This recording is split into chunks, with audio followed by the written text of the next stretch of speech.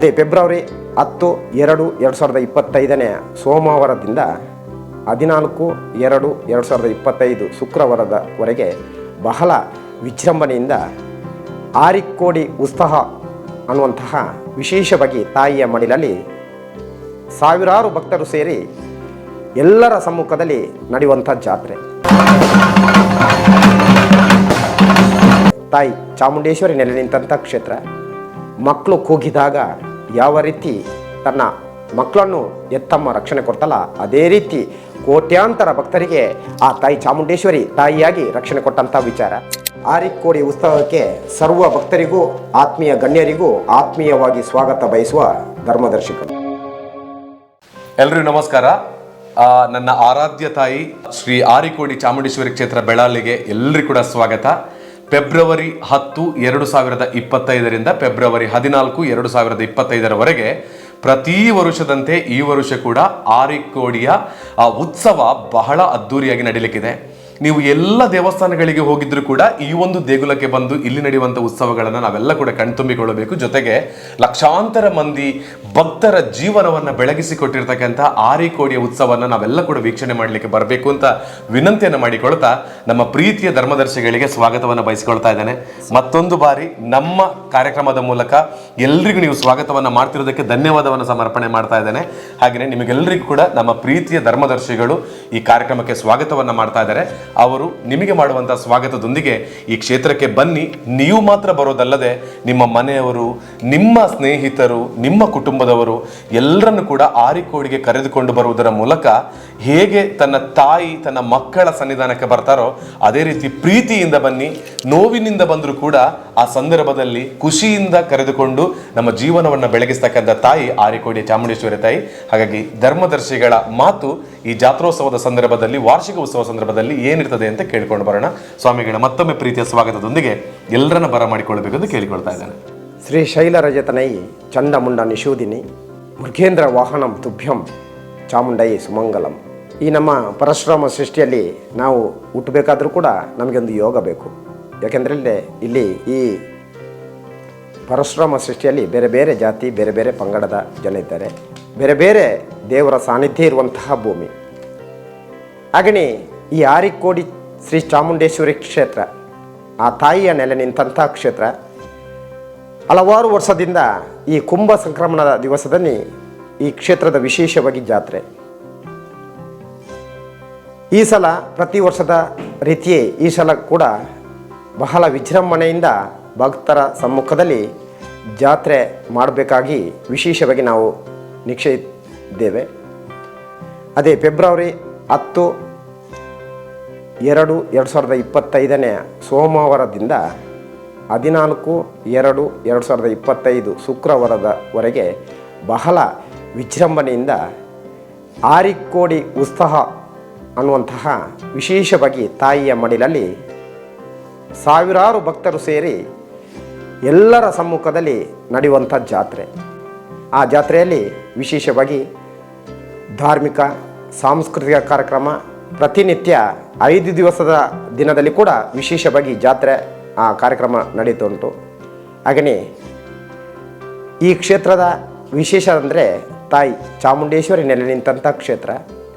ಮಕ್ಕಳು ಕೂಗಿದಾಗ ಯಾವ ರೀತಿ ತನ್ನ ಮಕ್ಕಳನ್ನು ಎತ್ತಮ್ಮ ರಕ್ಷಣೆ ಕೊಡ್ತಲ್ಲ, ಅದೇ ರೀತಿ ಕೋಟ್ಯಾಂತರ ಭಕ್ತರಿಗೆ ಆ ತಾಯಿ ಚಾಮುಂಡೇಶ್ವರಿ ತಾಯಿಯಾಗಿ ರಕ್ಷಣೆ ಕೊಟ್ಟಂಥ ವಿಚಾರ. ಈ ಜಾತ್ರಾ ಮಹೋತ್ಸವಕ್ಕೆ ಸರ್ವ ಭಕ್ತರು ಕೂಡ ಈ ಕ್ಷೇತ್ರಕ್ಕೆ ಬಂದು ತಾಯಿಯ ಆ ಪೂಜೆಯಲ್ಲಿ ಪಾಲ್ಗೊಳ್ಳಬೇಕು. ನಿಮಗೆಲ್ಲರಿಗೂ ಕೂಡ ನಾನು ಈ ಕ್ಷೇತ್ರದ ಧರ್ಮದರ್ಶಿಯಾಗಿ ನಿಮಗೆಲ್ಲ ಸರ್ವರಿಗೂ ಕೂಡ ಆತ್ಮೀಯ ಸ್ವಾಗತವನ್ನು ಬಯಸುತ್ತಿದ್ದೇನೆ. ಆರಿಕೋಡಿಯ ನಮ್ಮ ದೇವಸ್ಥಾನಕ್ಕೆ ನಾನು ಬಂದಿದ್ದೇನೆ. ಧರ್ಮದರ್ಶಿಗಳು ಹೇಗೆ ನಿಮಗೆಲ್ಲರಿಗೂ ಕೂಡ ಸ್ವಾಗತವನ್ನು ಮಾಡಿದರು, ಹಾಗೆಯೇ ಇಲ್ಲಿ ಒಂದು ಪೂರ್ವ ತಯಾರಿಗಳ ಬಗ್ಗೆ ಕೂಡ ವಿಚಾರಗಳನ್ನು ನಾನು ತಿಳಿಸ್ಲಿಕ್ಕಿದ್ದೇನೆ. ಅದಕ್ಕಿಂತ ಮೊದಲು ಈ ಬಾರಿಯ ಆರಿಕೋಡಿ ಉತ್ಸವ ಯಾವ ರೀತಿ ನಡೀತದೆ, ಏನೆಲ್ಲ ಕಾರ್ಯಕ್ರಮಗಳು ಇರಲಿಕ್ಕಿದೆ, ಯಾವ ದಿನಾಂಕದಂದು ಯಾವ ಒಂದು ಕಾರ್ಯಕ್ರಮ ಇರ್ತದೆ ಅನ್ನೋದ್ರ ಬಗ್ಗೆ ಸಾಕಷ್ಟು ಮಂದಿಗೆ ಅದ್ರ ಬಗ್ಗೆ ಪ್ರಶ್ನೆಗಳಿದೆ. ನನಗೆ ಪರ್ಸನಲ್ ಆಗಿ ಮೆಸೇಜ್ಗಳನ್ನ ಮಾಡಿ ಜಾತ್ರೆ ಯಾವಾಗ, ಹಾಗೆಯೇ ಇಲ್ಲಿರುವಂತಹ ಉತ್ಸವ ಯಾವಾಗ, ಇಲ್ಲಿರುವಂತಹ ನೇಮೋತ್ಸವ ಯಾವಾಗ, ಸಾಂಸ್ಕೃತಿಕ ಕಾರ್ಯಕ್ರಮಗಳು ಏನಿದೆ ಇದೆಲ್ಲದರ ಬಗ್ಗೆ ಕೇಳ್ತಾ ಇರ್ತೀರಿ. ಅದಕ್ಕಾಗಿನೇ ನಮ್ಮ ಚಾಮುಂಡೇಶ್ವರಿ ದೇವಸ್ಥಾನ ಆರಿಕೋಡಿ ಬೆಳಾಲು ಗ್ರಾಮದ ಸಂಪೂರ್ಣವಾಗಿರುವಂತಹ ವಾರ್ಷಿಕ ಉತ್ಸವದ ಆಮಂತ್ರಣ ಪತ್ರಿಕೆಯನ್ನ ನಿಮಗೆ ನಮ್ಮ ವಿಡಿಯೋದ ಮೂಲಕ ಇವತ್ತು ತಿಳಿಸಲಿಕ್ಕೆ ಮುಂದೆ ಬಂದಿದ್ದೇನೆ. ನನ್ನ ಜೊತೆಗೆ ನನ್ನ ಆತ್ಮೀಯರು 2 ಜನ ವಿಡಿಯೋದಲ್ಲಿದ್ದಾರೆ. ಶ್ರೀಯುತ ಪ್ರಮೋದ್ ದಿಡುಪೆ ಅವರು. ಸರ್ ನಮಸ್ತೆ, ಹೇಗಿದ್ದೀರಿ? ಚೆನ್ನಾಗಿದೆ. ಓಕೆ. ಹಾಗೇನೆ ನನ್ನ ಆತ್ಮೀಯ ಮಿತ್ರ ಪಚವಣ್ಣ ಇದ್ದಾರೆ, ಪ್ರಶಾಂತ್ ಅವರು. ಸರ್ ನಮಸ್ತೆ. ಅವರನ್ನು ಕೂಡ ನೋಡಿ ಇಡ್ತೀರಿ, ಬಂದಾಗ ಯಾವತ್ತೂ ಕೂಡ ಇಲ್ಲಿ ಸೇವಾ ಕೌಂಟರ್ ನಲ್ಲಿ ಅವರು ಇರ್ತಾರೆ. ಪಚವಣ್ಣ, ಈ ಬಾರಿಯ ಜಾತ್ರೆ ಅಂದ್ರೆ ವಾರ್ಷಿಕ ಉತ್ಸವ ಫೆಬ್ರವರಿ 10ರಿಂದ 14ರವರೆಗೆ ನಡೀತದೆ. ಸೊ ಪ್ರಾರಂಭದಿಂದ ಯಾವ ರೀತಿ ಕಾರ್ಯಕ್ರಮಗಳು ಸಾಗಿ ಬರ್ತದೆ ಅನ್ನೋದ್ರ ಬಗ್ಗೆ ಒಂದು ವಿವರಣೆಯನ್ನು ತಾವು ಕೊಡಬೇಕು ಅಂತ. ಪ್ರಾರಂಭದ ದಿನ 10 ತಾರೀಕಿಗೆ ಬೆಳಿಗ್ಗೆ ಪೂಜೆ ವಿಧಾನಗಳೆಲ್ಲ ನಡೀತದೆ. ಬೆಳಿಗ್ಗೆಯಿಂದ ಮಧ್ಯಾಹ್ನ ತನಕ. ಸಾಯಂಕಾಲದ ಹೊತ್ತು ಭಜನಾ ಕಾರ್ಯಕ್ರಮ, ಕಮ್ಮಟ ಭಜನೋತ್ಸವ. ಸುಮಾರು ತಂಡಗಳು ಬರಲಿಕ್ಕಿದೆ ದೇವಸ್ಥಾನಕ್ಕೆ. ಅದೇ ರೀತಿ ಭಜನಾ ಕಾರ್ಯಕ್ರಮ ನಡೆದು ಮತ್ತೆ ಯಾರಾದರೂ VIP ಗೆಸ್ಟ್ಗಳು ಬಂದರೆ ಅವರಿಗೆಲ್ಲ ಸನ್ಮಾನ ಕಾರ್ಯಕ್ರಮಗಳೆಲ್ಲ ಕ್ಷೇತ್ರದ ವತಿಯಿಂದ ನಡೆಯಲಿದೆ. 10ನೇ ತಾರೀಕಿಗೆ ಇವರು ನಮ್ಮ ಜಗದೀಶ್ ಆಚಾರ್ಯ ಅವರಿಂದ ಸಂಗೀತ ಕಾರ್ಯಕ್ರಮ ಸಂಜೆ ನಡೀತದಲ್ಲ. ಸಂಜೆ ಅಂದ್ರೆ ಭಜನೆಗೆ ಕಮ್ಮಟಕ್ಕೆ ಅವರು ಹಾಡು ಹೇಳ್ತಾರೆ. ಅದಕ್ಕೆ ಭಜನೆ ತಂಡಗಳು ಬಂದು ಕುಣಿತ ಭಜನೆ ಮಾಡ್ಲಿಕ್ಕಿದೆ. ಹಾಗೆ ಅಂದ್ರೆ ಇದು ಪ್ರಥಮ ದಿನಾಂಕ 10ರಂದು ನಡೀತಕ್ಕಂಥ ಕಾರ್ಯಕ್ರಮಗಳು. ಮತ್ತೆ ಹೊರಕಾಣಿಕೆ ಕೂಡ ತರುವವರು 10 ತಾರೀಕಿಗೆ ದೇವಸ್ಥಾನಕ್ಕೆ ತರಬೇಕಂತ ಮೊನ್ನೆ ಮೀಟಿಂಗ್ ನಲ್ಲಿ ನಿರ್ಧಾರ ಆಗಿದೆ. 10 ತಾರೀಕು ಅಂದ್ರೆ ಬಂದ್ರೆ ಅದಕ್ಕೆ ಒಂದು ವಿಶೇಷ ಮೆರವಣಿಗೆ ಮೂಲಕ ಅದನ್ನೆಲ್ಲ ನಮ್ಮ ದೇವಸ್ಥಾನ ಸ್ವಾಗತಿಸಲಿಕ್ಕಿದೆ. ದೇವಸ್ಥಾನಕ್ಕೆ ನಾವು ಕರೆತಂದು ಒಂದೇ 10ನೇ ತಾರೀಕು ಅವರಿಗೆಲ್ಲ ದೇವಸ್ಥಾನದ ವತಿಯಿಂದ ಒಂದು ಏನಾದರೂ ಸ್ಮರಣಿಕೆ ಎಲ್ಲ ಕೊಟ್ಟು ಅವರನ್ನು ಸ್ವಾಗತಿಸಲಿಕ್ಕೆ. ಎಷ್ಟು ಗಂಟೆ ಒಳಗೆ ತಲುಪಬೇಕು ಹೊರಗಾಣಿಕೆ ಅಂತ? ಅದಂದ್ರೆ ಅದರ ಫೈನಲ್ ಮೀಟಿಂಗ್ ಆಗ್ಲಿಲ್ಲ, ಇನ್ನೊಂದು ಈ ತಿಂಗಳ ಕೊನೆಗೆ ಅದರ ಫೈನಲ್ ಮೀಟಿಂಗ್ ಆಗಿ ಅದೇ ಇಷ್ಟು ಟೈಮಿಗೆ ಅಂತ ಹೇಳ್ತೇವೆ ನಾವು. ಅದನ್ನು ವಾಟ್ಸ್ಆಪ್ ಗ್ರೂಪ್ ನಮ್ಮ ಕ್ಷೇತ್ರದ ಗ್ರೂಪ್ ಇದೆ, ವಾಟ್ಸ್ಆಪ್ ಗ್ರೂಪ್, ಅದರಲ್ಲಿ ನಾವು ನಿಮ್ಗೆ ತಿಳಿಸ್ತೇವೆ. ಓಕೆ. ಅದನ್ನ ನಾನು ಕೂಡ ಇನ್ಸ್ಟಾಗ್ರಾಮ್ ಅಲ್ಲಿ ಹಾಕಿರ್ತೇನೆ. ಜೊತೆಗೆ ಅದರ ಒಂದು ವಿಷಯವನ್ನು ವ್ಯಕ್ತಪಡಿಸ್ತೇವೆ. ಹಾಗೆ ಹೊರೆ ಕಾಣಿಕೆ ಯಾವ್ದಾದ್ರು ಊರಿನಿಂದ ನಾವು ತರ್ತೇವೆ ಅಂತ ಹೇಳಿದ್ರೆ ದಿನಾಂಕ ಫೆಬ್ರವರಿ 10ರಂದು ನಾವು ತಲುಪಿಸುವಂತ ಕೆಲಸವನ್ನ ಮಾಡಬೇಕು. ಹಾಗೆ ಕಾರ್ಯಕ್ರಮ ವಿವರ ಹೇಳಿದಿರಿ. 11ಕ್ಕೆ ಏನಿರ್ತದೆ ಅಂತ? ಕ್ಷೇತ್ರದಲ್ಲಿ ದೇವರಿಗೆ ಪೂಜೆ, ಹಾಗೆ ರಾತ್ರಿ ಮಧ್ಯಾಹ್ನ ಬೆಳಿಗ್ಗೆ ಎಲ್ಲ ಆಶ್ಲೇಷ ಪೂಜೆ ಅದೆಲ್ಲ ಇತ್ಯಾದಿ ಪೂಜೆಗಳು ನಡೀತಿದೆ. ಆದರೆ ರಾತ್ರಿ ಹೊತ್ತು ದೇವರಿಗೆ ರಂಗ ಪೂಜೆ ಇದೆ, ಹಾಗೂ ದುರ್ಗಾ ಪೂಜೆ, ಸತ್ಯನಾರಾಯಣ ಪೂಜೆ ಎಲ್ಲ ಇದೆ. ಯಾರಿಗೆಲ್ಲ ಸತ್ಯನಾರಾಯಣ ಪೂಜೆ ಮಾಡಿಸುವವರಿದ್ರೆ, ಹಾಗೆ ದುರ್ಗಾ ಪೂಜೆ ಮಾಡಿಸುವವರಿದ್ರೆ, ಹಾಗೆ ರಂಗ ಪೂಜೆಯಲ್ಲಿ ಯಾರೆಲ್ಲ ಪಾಲ್ಗೊಳ್ಳುವವರಿದ್ರು ಕೂಡ 4 ಗಂಟೆ ಬಂದರೆ ಆಯಿತು. ಸಾಯಂಕಾಲ ಒಂದು 4-4:15 5 ಗಂಟೆಗೆ ಪೂಜೆ ಕಾರ್ಯಕ್ರಮಗಳು ನಡೀತದೆ. ಮತ್ತೆ ಮಹಾ ಅನ್ನದಾನ ಕೂಡ ಕ್ಷೇತ್ರದಲ್ಲಿ ನಡೀತದೆ ರಾತ್ರಿ ಹೊತ್ತು. ಮತ್ತೆ 11ನೇ ತಾರೀಕಿಗೆ ಯಕ್ಷ ತೇಲಿಕೆ ದಿನೇಶ್ ಕೊಡಪದ ಅವರಿಂದ ಸಾಂಸ್ಕೃತಿಕ ಕಾರ್ಯಕ್ರಮದಲ್ಲಿ ವಿಶೇಷ ಕಾರ್ಯಕ್ರಮ ಅಂದ್ರೆ ಯಕ್ಷ ತೇಲಿಕೆ ಅವರ ಇದರಿಂದ. ಮತ್ತೆ 9 ಗಂಟೆಗೆ ಸರಿಯಾಗಿ ನಮ್ಮ ಮಾಯದ ತುಡಾರ್, ನಮ್ಮ ಮಂದಾರ ಕಲಾವಿದರು ಉಜಿರೆ ಇವರಿಂದ ಮಾಯದ ತುಡಾರ್ ಅಂತ ಒಂದು ಇಲ್ಲಿದೆ ಕ್ಷೇತ್ರದಲ್ಲಿ, ಅದು ಇನಾಗ್ರೇಷನ್ ಆದದ್ದು ನಾಟಕ. ಅವರ ಇದರಲ್ಲಿ ಇಲ್ಲಿ ನಾಟಕ ಕಾರ್ಯಕ್ರಮ ನಡೆಯಲಿದೆ, ಮಾಯದ ತುಡಾರ್ ಅಂತ ಹೇಳಿ. ಓಕೆ. ಅಂದ್ರೆ ಇದು ತಾರೀಕು 11ರಂದು ನಡೆಯುವಂತ ಕಾರ್ಯಕ್ರಮಗಳು. 12ನೇ ತಾರೀಕಿಗೆ ಹೋದ್ರೆ?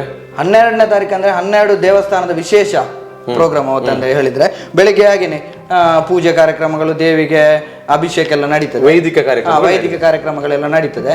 ಸಾಯಂಕಾಲ ಸಾಧಾರಣ 7-8 ಗಂಟೆಗೆ ಕ್ಷೇತ್ರದಲ್ಲಿ ವಾರ್ಷಿಕ ಉತ್ಸವ. ಈಗ ದೇವಿಯ ಆ ಚಿನ್ನ ಆಭರಣ ಸಾರಿ ಎಲ್ಲ ಅವತ್ತು ನೋಡುವಂತ ಅಂದ್ರೆ ತಾರೀಕು 12 ತಾರೀಕು 12ರಂದು ವಿಶೇಷ ಇರುವುದೇ 12 ತಾರೀಕೆ. ದೇವಿಯ ವಿಶೇಷ ಕಾರ್ಯಕ್ರಮ ಇರೋದಾದ್ರೆ 12 ತಾರೀಕೆ. ದೇವಿಯೆಲ್ಲ ಆಭರಣ ಎಲ್ಲ ಹೊರಗೆ ಬರುವುದು, ಮತ್ತೆ ಅದೇ ಸೀರೆ ಎಲ್ಲ ತಂದು ಇದೆಲ್ಲ ವಿಶೇಷ ಕಾರ್ಯಕ್ರಮಗಳು 12 ತಾರೀಕೆ ನಡೀತದೆ. ಎಷ್ಟು ಗಂಟೆಯಿಂದ ಪ್ರಾರಂಭ ಆಗುವುದು? ಅದು ಸಾಧಾರಣ 8 ಗಂಟೆಗೆ ಪ್ರಾರಂಭ ಆಗ್ತದೆ. ಅಂದ್ರೆ ಅತಿ ಹೆಚ್ಚು ಭಕ್ತಾಭಿಮಾನಿಗಳು ಬರುವಂತದ್ದು ಅದೇ. ಮತ್ತೆ ಈ ವಿಚಾರವನ್ನೇ ಕೇಳ್ತಿರ್ತಾರೆ, ಕರೆಕ್ಟ್ ಆಗಿ ನೋಡ್ಕೊಳ್ಳಿ. ವಾರ್ಷಿಕ ಉತ್ಸವ ಅಂತ ಹೇಳಿದ್ರೆ ದೇವಿಗೆ ನಾವು ಪ್ರತಿದಿನ ಬಂದಾಗ ಪೂಜೆ ಪುರಸ್ಕಾರಗಳನ್ನು ಮಾಡ್ತೇವೆ. ಇದೇ ಒಂದು ಕ್ಷೇತ್ರದಲ್ಲಿ ತಾಯಿ ಚಾಮುಂಡೇಶ್ವರಿಯ ಸಾರಿ ಆಗಿರ್ಬೋದು, ಆಭರಣಗಳಾಗಿರ್ಬೋದು, ಇದೆಲ್ಲವನ್ನ ಕೂಡ ನೋಡುವಂತ ಸೌಭಾಗ್ಯ ದಿನಾಂಕ 12ನೇ ತಾರೀಕಿಗೆ ರಾತ್ರಿ ಗಂಟೆ 7:15 ಪ್ರಾರಂಭವನ್ನ ಪಡೆದುಕೊಳ್ಳುತ್ತದೆ. ಅವತ್ತು ನಾವುಗಳು ಬರಬಹುದು. ಎಷ್ಟು ಬೇಗ ಬಂದ್ರೆ ಅಷ್ಟು ಒಳ್ಳೇದು ಭಕ್ತರಿಗೆ. ಯಾಕಂತ ಹೇಳಿದ್ರೆ ತುಂಬಾ ಜನ ಸೇರ್ತಾರೆ. ಪಾರ್ಕಿಂಗ್ ವ್ಯವಸ್ಥೆ ಎಲ್ಲ ಈ ಸಲ ಪಾರ್ಕಿಂಗ್ ವ್ಯವಸ್ಥೆ ಎಲ್ಲ ಅಚ್ಚುಕಟ್ಟಾಗಿ ಮಾಡಿದ್ದೇವೆ. ಯಾಕೆಂತ ಹೇಳಿದ್ರೆ ದೇವಸ್ಥಾನದ ವತಿಯಿಂದಲೇ ನಮ್ಮ ಕ್ರಾಸಿನಿಂದ ಇಲ್ಲಿವರೆಗೆ ನಾವು ರೋಡನ್ನು ಅಗಲ ಮಾಡಿ ಎಷ್ಟು ಗಾಡಿ ಬಂದರೂ ಕೂಡ ಯಾರಿಗೆ ತೊಂದರೆ ಆಗದ ಹಾಗೆ ಮತ್ತೆ ರೋಡ್ ಸೈಡಲ್ಲಿ ಪಾರ್ಕಿಂಗ್ ಮಾಡಲಿಕ್ಕೆ ವ್ಯವಸ್ಥೆ ಎಲ್ಲ ಮಾಡಿದ್ದೇವೆ. ಸಾಧಾರಣ ಅಲ್ಲಿಂದ ಇಲ್ಲಿವರೆಗೆ ಮೋರಿ ಎಲ್ಲ ನಾವು ದೇವಸ್ಥಾನದ ವತಿಯಿಂದನೇ ಸುಮಾರು ಒಂದು 3-3.5 ಲಕ್ಷ ಖರ್ಚು ಮಾಡಿದ್ದೇವೆ ದೇವಸ್ಥಾನದ ವತಿಯಿಂದ. ವ್ಯವಸ್ಥೆ ಹಾಗೆ ಪಾರ್ಕಿಂಗ್ ಇಲ್ಲದ್ರೆ ತುಂಬಾ ತೊಂದರೆ ಆಗ್ತಿತ್ತು, ಇಲ್ಲಾದ್ರೆ ರೋಡ್ ಅಲ್ಲಿ ಇಕ್ಕಟ್ಟಾಗ್ತಿತ್ತು, ಸಪುರ ರೋಡ್. ಅದಕ್ಕೋಸ್ಕರ ದೇವಸ್ಥಾನದ ವತಿಯಿಂದಲೇ ಸುಮಾರು ಮೊನ್ನೆ ಒಂದು 10 ದಿವಸ ಕೂಡ ಆಗಲಿಲ್ಲ ರೋಡ್ ಎಲ್ಲ ರಿಪೇರಿ ಮಾಡಿ. ಅದಕ್ಕೆ ನಮಗೆ ಇಲ್ಲಿಯ ಪಂಚಾಯತಿಗೂ ತುಂಬ ಸಪೋರ್ಟ್ ಮಾಡಿತ್ತು. ಹಾಗೆ ನಮಗೆ ತುಂಬ ಸಪೋರ್ಟ್ ಮಾಡಿದವರು ಫಾರೆಸ್ಟ್ ಡಿಪಾರ್ಟ್ಮೆಂಟ್. ಯಾಕೆಂತ ಹೇಳಿದ್ರೆ ಅವರ ಪರ್ಮಿಷನ್ ಇಲ್ಲದೆ ಯಾವುದು ಮಾಡ್ಲಿಕ್ಕಿಲ್ಲ. ಅವರು ಕೂಡ ನಮಗೆ ತುಂಬಾ ಸಪೋರ್ಟ್ ಮಾಡಿ ರೋಡ್ ಅಗಲ ಮಾಡಲಿಕ್ಕೆ ವ್ಯವಸ್ಥೆ ಮಾಡಿ ಕೊಟ್ಟಿದ್ದಾರೆ. ಹಾಗೆ ಇದೆಲ್ಲನೂ ಕೂಡ ಸರಿಯಾಗಿ ಅಚ್ಚುಕಟ್ಟಾಗಿ ಆಗಿದೆ. ವ್ಯವಸ್ಥಿತವಾಗಿ ನಮ್ಮ ವಾಹನಗಳನ್ನ ಪಾರ್ಕಿಂಗ್ ಮಾಡೋದಕ್ಕೂ ವಿಶಾಲವಾದ ಪಾರ್ಕಿಂಗ್ ವ್ಯವಸ್ಥೆ ಇದೆ, ಅದನ್ನು ಕೂಡ ನಾವುಗಳು ಬಳಸಿಕೊಳ್ಳಬಹುದು. ಇದು 12ಕ್ಕೆ ವಾರ್ಷಿಕ ಉತ್ಸವ ಆದ ನಂತರ 12ಕ್ಕೆ ನೇಮೋತ್ಸವ ಇರೋದಾ? ನೇಮೋತ್ಸವ ಇರೋದು ಸಾಧಾರಣ ಒಂದು 11 ಗಂಟೆಗೆ ನೇಮೋತ್ಸವ ಸ್ಟಾರ್ಟ್ ಆಗ್ಬೋದು. ಒಂದು 5-6 ಗಂಟೆ ಮುಗಿತದೆ ಬೆಳಿಗ್ಗೆ. ಅಂದ್ರೆ ನಾವು ಆರಿಕೋಡಿಯ ತಾಯಿಯನ್ನ ನೇಮೋತ್ಸವದಲ್ಲೂ ಕೂಡ ನೋಡ್ಕೊಳ್ಳಿಕ್ಕೆ ಹೊತ್ತು ಸಾಧ್ಯ ಇದೆ ಅಂತ ಅಲ್ವಾ? ಓಕೆ, ಅಂದ್ರೆ 12ಕ್ಕೆ ಇಷ್ಟು ಕಾರ್ಯಕ್ರಮಗಳಾದ್ರೆ 13ಕ್ಕೆ ಹಾಗೇನೆ ಮಧ್ಯಾಹ್ನ ದೇವಿಗೆ ಮಹಾಪೂಜೆ. ಮಧ್ಯಾಹ್ನ ಪೂಜೆ ಆದ್ಮೇಲೆ ರಾತ್ರಿ ಹೊತ್ತು ಸಾಧಾರಣ 6 ಗಂಟೆಗೆ ನಮ್ಮ ಇವರು ಸತೀಶ್ ಪಟ್ಲ ಅವರ ಬಳಗದಿಂದ ದೇವಿ ಮಹಾತ್ಮೆ ಆಟ ನಡೀಲಿಕ್ಕಿದೆ. ಜ್ಞಾನಶಕ್ತಿ ಸುಬ್ರಹ್ಮಣ್ಯ ಸ್ವಾಮಿ ಕೃಪೋಷಿತ ಯಕ್ಷಗಾನ ಮಂಡಳಿ ನಾಗೋಬಜ ಕ್ಷೇತ್ರ. ಹೌದು, ಅವರು ಸಾಧಾರಣ ಒಂದು 2-3 ವರ್ಷದಿಂದ ಕಂಟಿನ್ಯೂಸ್ ಬರ್ತಾ ಇದ್ದಾರೆ. ಈ ವರ್ಷ ಕೂಡ ಬರ್ತಾರೆ. ದೇವಿ ಮಹಾತ್ಮೆ ಯಕ್ಷಗಾನವನ್ನು ಕೂಡ ತಾರೀಕು 13ರಂದು ನಾವು ಸಂಜೆ ಮೇಲೆ ನೋಡಬಹುದು. ಅದಾದ ನಂತರ ಇರುವಂತದ್ದು ತಾರೀಕು 14ಕ್ಕೆ ನಮ್ದು ಬಾಕಿ ಪರಿವಾರ ದೈವಗಳೆಲ್ಲ ಇದೆಲ್ಲ, ಅದಕ್ಕೆ ನೇಮೋತ್ಸವ ರಾತ್ರಿ. ಮಧ್ಯಾಹ್ನ ಒಂದು ಮಹಾಪೂಜೆ ಇದೆ, ದೇವಿಗೆ ಮಹಾಪೂಜೆ ಇದೆ, ವಿಶೇಷ ಮಹಾಪೂಜೆ ಇದೆ. ರಾತ್ರಿ ಹೊತ್ತು ಪರಿವಾರ ದೈವಗಳಿಗೆ ನೇಮೋತ್ಸವ. ಸರಿ, ಅಂದ್ರೆ ಈ ನೇಮೋತ್ಸವ ಅಂತ ಹೇಳಿದ್ರಿ, ಪರಿವಾರ ದೈವಗಳಿಗೆ ನೇಮೋತ್ಸವ ಅಂತ. ನಾವು ಮನೆಗೆ ಅಥವಾ ಅಂಗಡಿಗಳಿಗೆ ಕೆಲವೊಂದು ತಡೆಗಳನ್ನು ತೆಗೆದುಕೊಂಡು ಹೋದವರು ಯಾವಾಗ ಬರಬೇಕು ಅಂತ? ಅದು 14ಕ್ಕೆ ಬಂದ್ರೆ ಆಯ್ತು. ಬೆಳಿಗ್ಗೆ 8 ಗಂಟೆಗೆ ಅವರಲ್ಲಿ ನಾವು ಇಲ್ಲಿ ರಕ್ಷೆ ಕೊಡುವಾಗನೇ ಹೇಳಿದ್ದೇವೆ, ಈ ತರ ಎಲ್ಲ ತರ್ಲಿಕ್ಕೆ ಉಂಟು, ನೀವು ರಕ್ಷೆ ಕೊಂಡೋದ್ರೆ ಪರಿಕರ ಎಲ್ಲ ಅವರು ಇಲ್ಲೇ ಕೊಡ್ತಾರೆ, ಇಲ್ಲಿ ಕೂಡ ಸಿಗ್ತದೆ. ಅವ್ರಿಗೆ ಬೇಕಾದ್ರೆ ಅಲ್ಲಿಂದ ತರಬಹುದು, ಇಲ್ಲಿ ಹೇಳಲಿಕ್ಕೆ ಆಗಲ್ಲ, ಎಲ್ಲ ಸಿಗ್ತದೆ ಎಲ್ಲ. ಅಂದ್ರೆ ಕೆಲವರಿಗೆ ಅಲ್ಲೇ ಸಿಗ್ತದೆ, ಕೆಲವರಲ್ಲಿ ಮನೆಯಲ್ಲಿ ಅದನ್ನೆಲ್ಲ ವ್ಯವಸ್ಥೆ ಮಾಡಿರ್ತಾರೆ, ಅವರೆಲ್ಲ ತರಬಹುದು. ಇಲ್ಲಿಯೇ ತಗೊಳ್ಬೇಕಂತಿಲ್ಲ, ದೇವಸ್ಥಾನದ ಯಾವುದೇ ರೂಲ್ಸ್ ಇಲ್ಲ, ಎಲ್ಲ ವಸ್ತುವನ್ನು ಇಲ್ಲೇ ತಗೊಳ್ಬೇಕು, ಇಲ್ಲಿಂದಲೇ ಕೊಡ್ಬೇಕಂತಿಲ್ಲ. ತರುವವರಿಗೆ ತರಬಹುದು, ಇಲ್ಲಿ ತಗೊಳ್ಳುವವರಿಗೆ ತಗೊಳ್ಬಹುದು, ಆ ತರ ಈ ರೀತಿ ವ್ಯವಸ್ಥೆಗಳಿದೆ. ಎಲ್ಲ ಭಕ್ತಾಭಿಮಾನಿಗಳು ದೊಡ್ಡ ಮಟ್ಟದಲ್ಲಿ ಸಹಕಾರವನ್ನು ಕೊಟ್ಟಿದ್ದಾರೆ. ಈ ಮಾಹಿತಿಗಳನ್ನ ಗೊತ್ತಾಗದೆಯೂ ನಿಮಗೆ ಇದರ ಬಗ್ಗೆ ಏನಾದರೂ ಗೊಂದಲಗಳಿದ್ರೆ ಆರಿಕೋಡಿ ಚಾಮುಂಡೇಶ್ವರಿ ಕ್ಷೇತ್ರದ ವಾಟ್ಸ್ಆಪ್ ಗ್ರೂಪ್ಗಳಿದೆ. ಯಾರೆಲ್ಲ ಆಡ್ ಆಗಲಿಲ್ಲ, ನೀವು ದೇವಸ್ಥಾನಕ್ಕೆ ಬಂದಾಗ ಇಲ್ಲಿ ಆಡ್ ಆಗೋದಕ್ಕೆ ಅವಕಾಶಗಳು ಕೂಡ ಇದೆ. ಅದರಲ್ಲಿ ಅಪ್ಡೇಟ್ಗಳನ್ನು ಹಾಕ್ತಾ ಇರ್ತಾರೆ. ಆಲ್ಮೋಸ್ಟ್ ಆಗಿ ನಾನು ಕೂಡ ಹಾಕ್ತಾ ಇರ್ತೇನೆ. ನಮ್ಮ ಚಾನೆಲ್ ಅನ್ನು ನೋಡಬಹುದು, ಹಾಗೆ ನಮ್ಮ ಇನ್ಸ್ಟಾಗ್ರಾಮ್ ಪೇಜ್ ಅನ್ನು ನೋಡಬಹುದು, ಅಥವಾ ಆರಿಕೋಡಿ ಶ್ರೀ ಕ್ಷೇತ್ರ ಆರಿಕೋಡಿ ಅಂತ ಇದೆ, ಅಥವಾ ಆರಿಕೋಡಿ ಕ್ರಿಯೇಷನ್ ಅಂತ ಇದೆ. ಇದರಲ್ಲೂ ಕೂಡ ನಾವು ಅಪ್ಡೇಟ್ಗಳನ್ನು ಹಾಕ್ತಾ ಇರ್ತೇವೆ, ಅದರಲ್ಲೂ ಕೂಡ ತಾವುಗಳು ನೋಡಬಹುದು. ಸೊ ಫೆಬ್ರವರಿ 10ರಿಂದ 14ರವರೆಗೆ ಜಾತ್ರೋತ್ಸವ ಬಹಳ ಅದ್ದೂರಿಯಾಗಿ ನಡೀತಾ ಇದೆ. ನಾವೆಲ್ಲ ಕೂಡ ಸ್ವಾಗತ ಮಾಡೋದು ಅಲ್ಲ ಪಚಣ್ಣ? ತುಂಬಾ ವಿಶೇಷ ಇದೆ. ಯಾಕಂತ ಹೇಳಿದ್ರೆ ಕೆಲವು ಇದು ತೊಟ್ಟಿಲುಗಳು ಅದೆಲ್ಲ ಬರ್ತದೆ ಅಂತೆ, ಆದ್ರೆ ತುಂಬಾ ವಿಶೇಷ ಇದೆ. ಅಂದ್ರೆ ಮಕ್ಕಳಿಗೆ ಜಾತ್ರೆ ಅಂದ್ರೆ ಅದ್ದೂರಿಯಾಗಿ ನಡೀತಾ ಇದೆ. ಕಳೆದ ಸಲ ತುಂಬಾ ಇಕ್ಕಟ್ಟಿತ್ತು ಸಂತೆಗಳಿಗೆಲ್ಲ. ಈ ಸಲ ನಾವು ಅದಕ್ಕೆ ಸಪರೇಟ್ ಜಾಗ ಮಾಡಿದ್ದೇವೆ. ಆ ಜಾಗದಲ್ಲಿ ಎಲ್ಲಾ ವ್ಯವಸ್ಥೆ ಇದೆ. ಅಲ್ಲಿ ಬೇಕಾದ ಅವರಿಗೆ ಟಾಯ್ಲೆಟ್ ಫೆಸಿಲಿಟಿ ಅದು ಕೂಡ ನಾವು ರೆಡಿ ಮಾಡಿದ್ದೇವೆ. ಈಗ ಆಗ್ತಾ ಉಂಟು ಕೆಲಸ ಎಲ್ಲ. ಅಂದ್ರೆ ವ್ಯವಸ್ಥೆ ದೃಷ್ಟಿಯಿಂದ ಕೂಡ ಭಕ್ತಾಭಿಮಾನಿಗಳಿಗೆ ಬಹಳ ಸುಲಲಿತವಾಗಿರುವಂತಹ ವ್ಯವಸ್ಥೆಯನ್ನು ಕಲ್ಪಿಸಿಕೊಟ್ಟಿದ್ದೀರಿ. ಇಷ್ಟು ನಮ್ಮ ಆರಿಕೋಡಿ ಉತ್ಸವದ ಬಗ್ಗೆ ಇರತಕ್ಕಂತಹ ಮಾಹಿತಿಗಳು.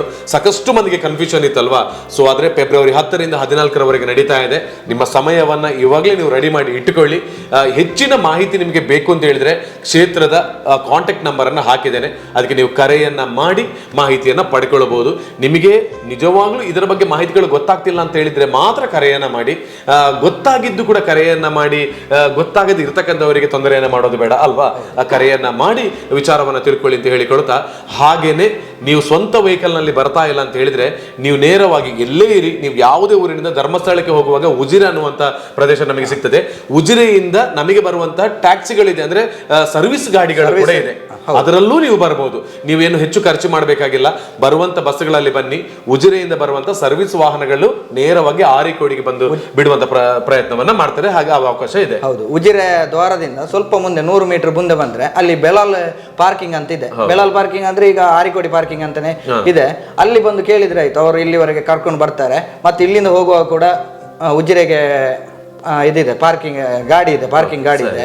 ಹಾಗೆ ಅಲ್ಲಿಂದ ರಿಕ್ಷಾ ಮಾಡ್ಕೊಂಡು ಬರ್ಬೇಕಂತಿಲ್ಲ, ಪಾರ್ಕಿಂಗ್ ಬರುವಂತ ಗಾಡಿಗಳಿದೆ, ಅದರಲ್ಲಿ ಬರ್ಬೋದು. ಕೆಲವರು ಅಲ್ಲಿಂದಲೇ ರಿಕ್ಷಾ ಮಾಡ್ಕೊಂಡು ಬರ್ಬೇಕು ಹಾಗೆ ಯಾವುದೇ ರೂಲ್ಸ್ ಇಲ್ಲ. ಅವರು ಅಲ್ಲಿ ಬರುವ ಸರ್ವಿಸ್ ಜೀಪಲ್ಲಿ, ಇಲ್ಲಾಂದ್ರೆ ಸರ್ವಿಸ್ ವ್ಯಾನ್ ಅಲ್ಲಿ, ಇಲ್ಲಾಂದ್ರೆ ಸರ್ವಿಸ್ ರಿಕ್ಷಾದಲ್ಲಿ ಬರ್ಬೋದು. ಈ ರೀತಿ ವ್ಯವಸ್ಥೆಗಳಿದೆ. ಹಾಗೆ ನೀವು ಎಲ್ಲಿಂದ ಬೇಕಾದ್ರೆ ಬನ್ನಿ, ನಿಮ್ ಜೊತೆ ಹಣವೇ ಇಲ್ಲದೆ ನೀವು ಒಬ್ಬ ಭಕ್ತರಾಗಿ ಬಂದ್ರೆ ನಿಮಗೆ ಎಲ್ಲ ರೀತಿಯ ವ್ಯವಸ್ಥೆಗಳು ಇಲ್ಲಿ ಕಲ್ಪಿಸಲಾಗಿದೆ. ಎಲ್ರಿಗೂ ಕೂಡ ಆರಿಕೋಡಿ ಉತ್ಸವಕ್ಕೆ ಪ್ರೀತಿಯಿಂದ ಸ್ವಾಗತವನ್ನ ಮಾಡಿಕೊಳ್ತಾ, ಇನ್ನು ಮುಂದೆ ಕೂಡ ಅಪ್ಡೇಟ್ ಗಳನ್ನ ಕೊಡ್ತಾ ಇರ್ತೇನೆ. ಅವಾಗ ನೋಡಿ ನಿಮಗೆ ಸರಿಯಾಗಿರ್ತಕ್ಕಂಥ ಮಾಹಿತಿಗಳು ನಮ್ಮ ಚಾನೆಲ್ ಮೂಲಕ ಸಿಗ್ತಾ ಇರ್ತದೆ.